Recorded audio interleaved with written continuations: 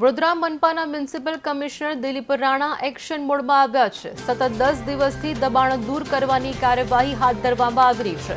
મનપાની market શાખા અને દબાણ શાખાએ કરી છે સંયુક્ત કાર્યવાહી। પિરામિતાર રોડ પર આવેલી ફિશ માર્કેટ સીલ કરાયું છે।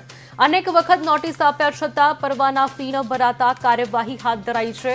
છેલ્લા 5 થી 10 વર્ષ સુધી નોટિસ આપ્યા છતાં ફી નહીં ભરાતા પગલાં લેવામાં આવ્યા છે। રાવપુરા પોલીસના ચુસ્ત બંદોબસ્ત સાથે કાર્યવાહી કરવામાં આવી રહી છે। કીર્તિસ્તંભ પાસે આવેલા પિરામિતર વિસ્તારમાં પિરામિતર મચ્છી માર્કેટ કે જ્યાં ઓટલાઓને વર્ષોથી ભાડાપટ્ટે વાપરવા માટે આપેલ હતા।